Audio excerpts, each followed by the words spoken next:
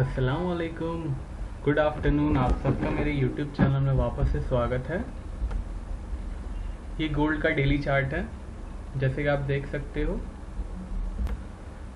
5 में से 3 दिन गोल्ड जो है वो पॉजिटिव जोन में बंद हुआ था, Thursday, Wednesday and Tuesday. Market ने अच्छा लो बनाया था मंडे को 1760 के आसपास का, 1761 टू बी प्रिसाइज। लेकिन मंडे ही एक बाई सिग्नल दिया था मैंने अपने क्लाइंट्स को, क्योंकि आवरली चार्ट पे एक डबल बॉटम बन रहा था जिसकी वजह से हमने बाई किया था। उसी दिन टारगेट आ गया था, बट 1761 के बाद ज़बरदस्त हाई बनाए गोल्ड ने, ऑलमोस्ट 1850 तक चला गया था। क्लोजिंग ज़रूर 1837 की हुई है।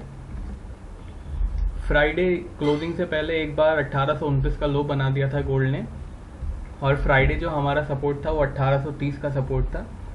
लो बना के वापस से ऊपर आ गया था गोल्ड, सस्टेन नहीं किया। कम से कम आधा एक घंटा सस्टेन करना चाहिए अगर गोल्ड को वीक होना था तो। लेकिन गोल्ड सिर्फ 1829 का लो बनाया उस दिन और वापस आ गया। आगे की बात करने से पहले एक बार नेक्स्ट वीक कौन कौन से डेटा है वो देख लेते हैं। अब जितने भी टाइमिंग देख रहे हो AM और PM में, वो इंडियन टाइमिंग के हिसाब से हैं। IST जो होता है वो GMT प्लस 5.30 होता है। चलिए देख लेते हैं। मंडे कोई मेजर डेटा नहीं है ज़्यादा, बस जर्मनी का इंडस्ट्रियल प्रोडक्शन है। ट्यूसडे जापान की GDP है। फिर आ जाते हैं जर्मनी का इकोनॉमिक सेंटीमेंट है Tuesday. Wednesday crude oil inventory है। बैंक ऑफ इंग्लैंड का मॉनेटरी पॉलिसी है, sorry bank of Canada, not England. उसके बाद थर्सडे को जो है वो ECB की मॉनेटरी पॉलिसी है, तो थोड़ा सा ख्याल रखने की ज़रूरत है। अनएम्प्लॉयमेंट क्लेम्स है US की तरफ से। CPI और कोर CPI के नंबर्स भी हैं। फ्राइडे जर्मनी का मंथली CPI है, कंज्यूमर इन्फ्लेशन। उसके बाद US का PPI है और कोर PPI नंबर है। तो ध्यान रखिएगा, ज़्यादा कोई मेजर डेटा नहीं है नेक्स्ट वीक। बट पहले चार्ट पे आते हैं। अभी रियूटर्स पे रात को ही एक न्यूज़ आई कि जो नैन्सी पेलोसी जो हैं US house of representative house speaker, उन्होंने बताया है कि जो एक स्टिमुलस पैकेज की डील है वो ऑलमोस्ट फाइनल स्टेज में है, और ऐसा लग रहा है कि मंडे तक जो डील है वो फाइनल हो जाएगी। अगर मंडे तक डील फाइनल हो जाती है, एक बात, अगर मंडे तक फाइनल हो जाती है तो एक बहुत अच्छी बात रहेगी गोल्ड के लिए गोल्ड और इक्विटी दोनों के लिए। बाकी क्या डील आती है, क्या टर्म्स और कंडीशन आते हैं वो देखेंगे।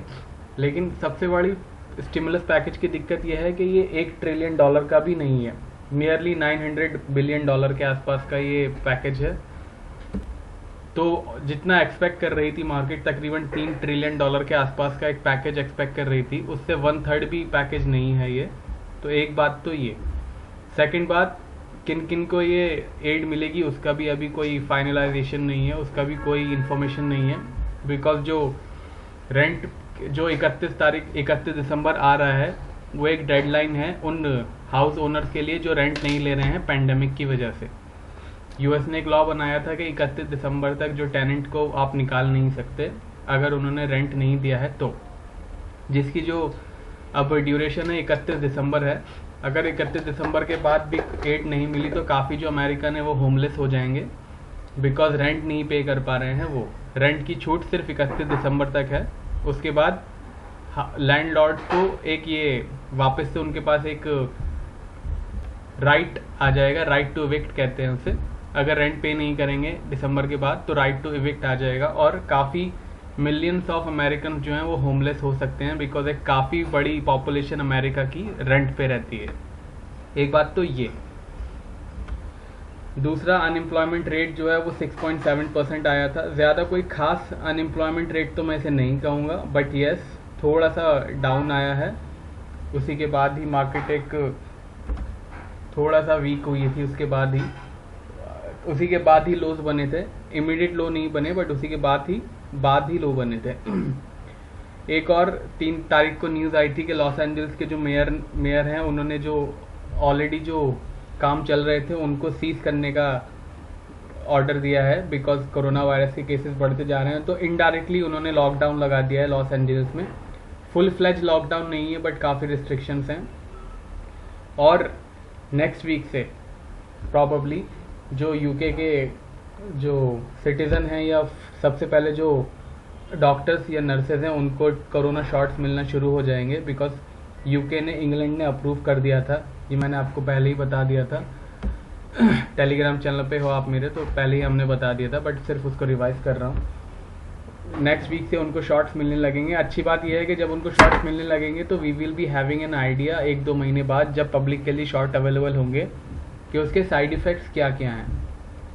सेकंड, एक एक्शन पैक्ट इवेंट ये रहा कि फ्राइडे जब मार्केट बस बंद होने वाली ही थी, ट्रंप ने अनाउंस कर दिया कि सोमालिया से जो ट्रूप्स हैं, तकरीबन 700 ट्रूप्स हैं, वहाँ से मेजॉरिटी ऑफ ट्रूप्स को वापस बुला रहे हैं। ध्यान रखिएगा, सोमालिया जो है वो अलकायदा से लड़ने का एक बहुत ही एक इम्पॉर्टेंट स्ट्रेटेजिक स्पॉट है। तो वहाँ से वो ट्रूप्स वापस बुला रहे हैं। मार्केट के लिए तो ये अच्छी बात है जब ट्रूप्स वापस आते हैं, बट एक सिक्योरिटी के पॉइंट ऑफ व्यू से देखा जाए तो एक थोड़ा सा एक रिस्की है ये। चलिए अब रेजिस्टेंस सपोर्ट देखते हैं, उसके बाद आगे की बात करेंगे। गोल्ड का रेजिस्टेंस अभी भी 1860 का बना हुआ है। गोल्ड का सपोर्ट इस बार का 1760 का है। $100 की जोन है। 1860 के ऊपर क्लोज होता है गोल्ड तो 1950 और 2050, यस, नियरली $100 की गेन्स आ सकती हैं इसके बाद। ध्यान रखिएगा, बिल्कुल भी सेलिंग होल्ड ना करें अगर 1860 के ऊपर गोल्ड क्लोज हो जाता है तो। बाकी मैं अपने इंट्राडे वीडियोस में उसको कवर करूंगा। अगर 1860 के ऊपर क्लोज हो गया तो 1760 के नीचे क्लोज होता है तो सेलर्स की चांदी हो जाएगी, $1600 और $1400 भी जा सकता है। फिलहाल गोल्ड अभी भी वीक जोन में बना हुआ है जब तक 1860 ब्रेक करके क्लोज नहीं होता है। और MCX के वीकली लेवल मैंने कम्युनिटी पोस्ट में डाल दिए हैं। MCX के आप लेवल देखना चाहते हो तो ज्वाइन का बटन दबा के आप कम्युनिटी पोस्ट देख सकते हो। अब आते हैं सिल्वर पे। यह है सिल्वर का चार्ट, बहुत ही इंटरेस्टिंग चार्ट है। आप इस कैंडल को देखोगे तो $22 का लो बनाया, लेकिन अगर आपको मेरा वीडियो याद हो पिछले वीक का, तो 2250 2240 के आसपास का सपोर्ट था। उसके नीचे ज़रूर गया, ऑफ कोर्स गया, I will not deny that, but close नहीं हुआ। तो कंडीशन फुलफिल नहीं हुई हमारी क्लोजिंग की। और उसके बाद जो ज़बरदस्त बाउंस आया है $22 से $24, ऑलमोस्ट $2 का बाउंस आ चुका है। MCX में देखोगे तो तकरीबन 3000 पॉइंट मिलेंगे। क्लोज नहीं हुआ, यही सबसे बड़ी दिक्कत थी। क्लोज होता तो ज़रूर हमारा चार्ट चेंज हो जाता, बट चार्ट चेंज नहीं हुआ है। तो आज इस बार भी सिल्वर का सपोर्ट वही रहेगा 2240 2230 के आसपास का। इसके नीचे क्लोज होना इज़ वेरी नेसेसरी। इसके नीचे क्लोज नहीं होगा तो सिल्वर में वीकनेस में नहीं जाएंगे हम। सिल्वर का रेजिस्टेंस ज़रूर चेंज हो गया, $26.20 का हो गया, बट सपोर्ट वही है, 2240 के नीचे जाएगा और क्लोज हो जाएगा। 2240 2250 की रेंज है। मैं 10-20 सेंट ऊपर नीचे आपको दे देता हूँ ताकि कभी स्प्रेड हो, या रात को जो नॉन वर्किंग आवर्स होते हैं, रात को 2:30-3 बजे के आसपास, उसमें स्प्रेड ज़्यादा हो जाता है, 8 से 10 सेंट का हो जाता है। इसलिए मैं 10-20 सेंट सिल्वर का ऊपर नीचे ही देता हूँ। तो अगर 2240 के नीचे क्लोज हो जाता है तो $21 और $19 भी जा सकता है। 26-20 के ऊपर क्लोज होता है तो वापस से $30 दिख सकते हैं सिल्वर में। गोल्ड वीक जोन में है, सिल्वर पॉजिटिव जोन में है, तो ख्याल रखिएगा। बाकी इंट्राडे वीडियो देखने के लिए आप मेरा चैनल सब्सक्राइब कर सकते हैं और बेल आइकन दबा सकते हैं।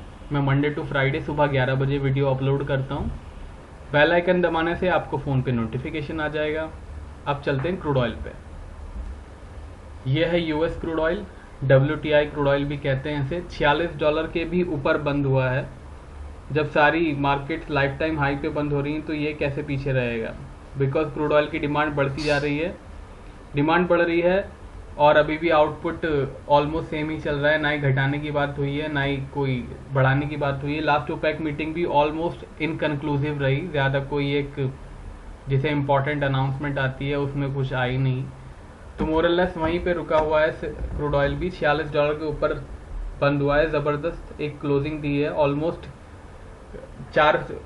जब से वो उसने गिरना शुरू किया था उसके बाद एक बहुत ही अच्छी, काफ़ी महीने बाद ऐसी क्लोजिंग आई है।